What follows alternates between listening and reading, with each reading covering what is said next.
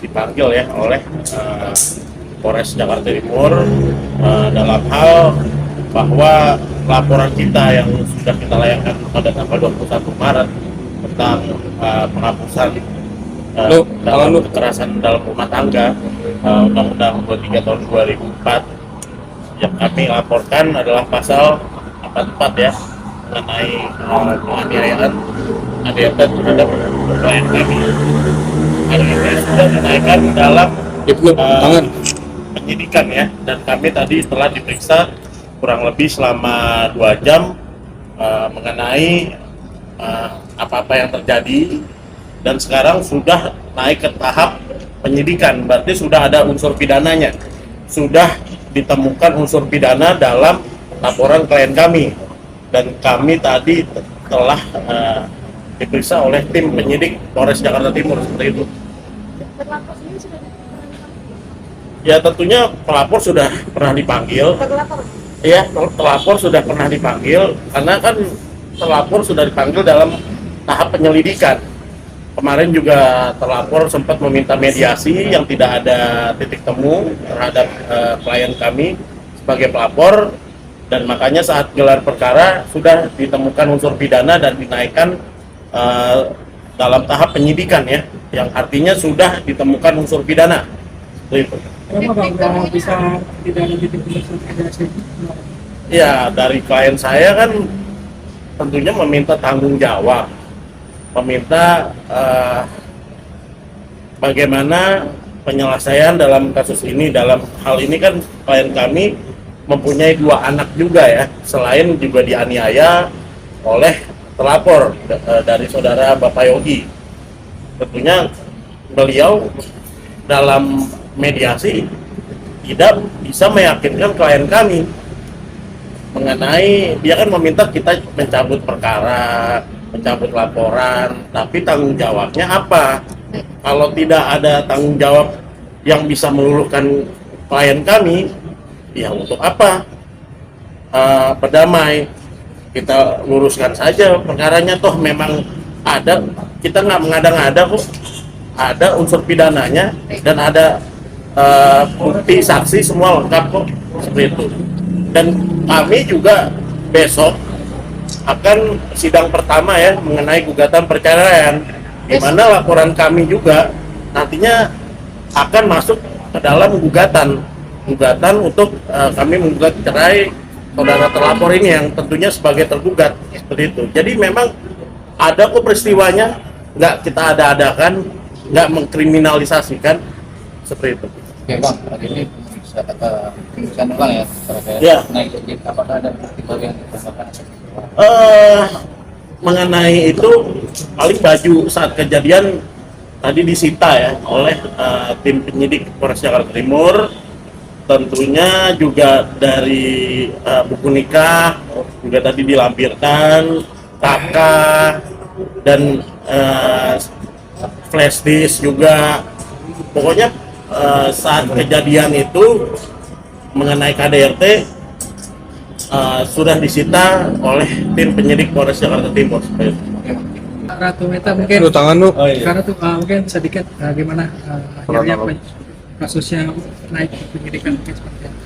Kalau saya pribadi jujur, saya pengen buru-buru, pengen cepat selesai urusannya, kasihan anak-anak juga ya kan.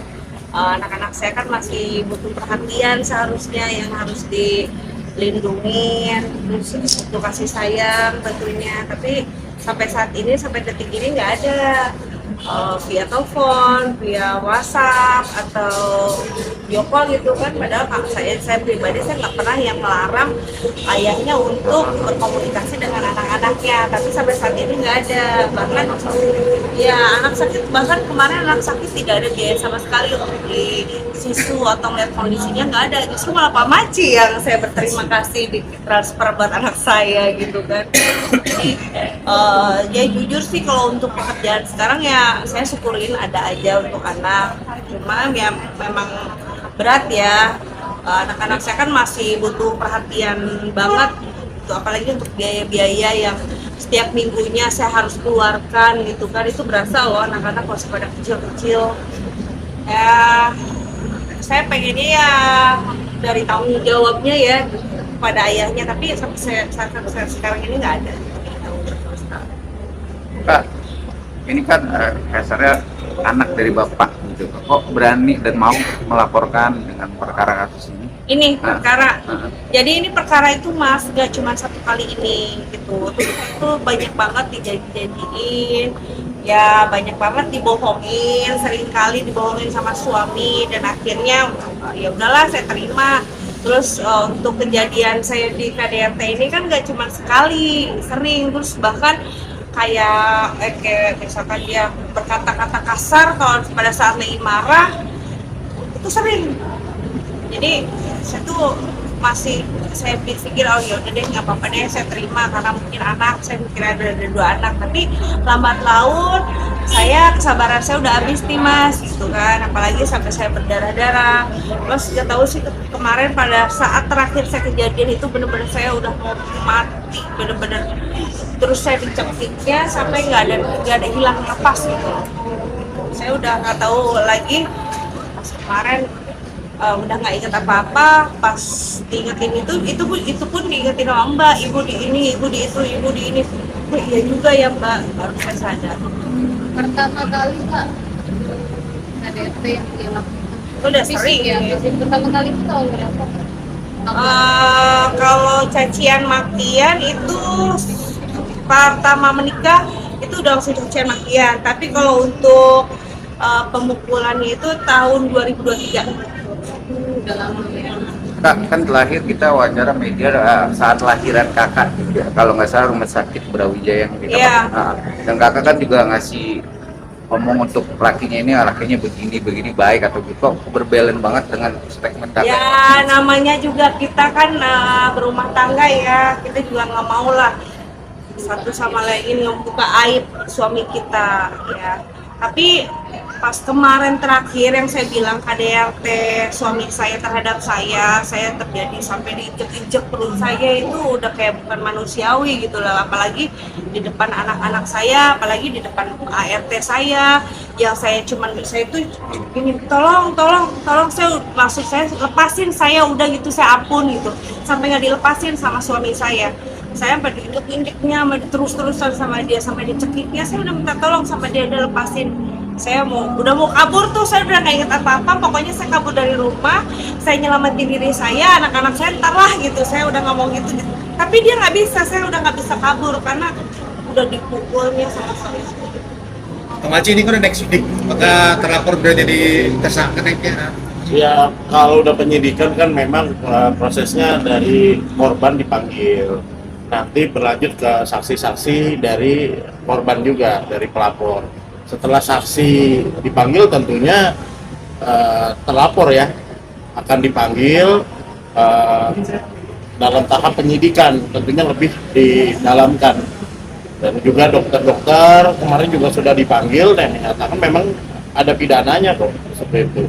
Dan kalau misalnya masih acuh terhadap anak kedua malaikat ini ya, dari anak-anak dari pelapor dan terlapor masih diajukan, kita memikirkan dan mencadangkan hak hukum juga untuk melaporkan mengenai penelantaran anak ya.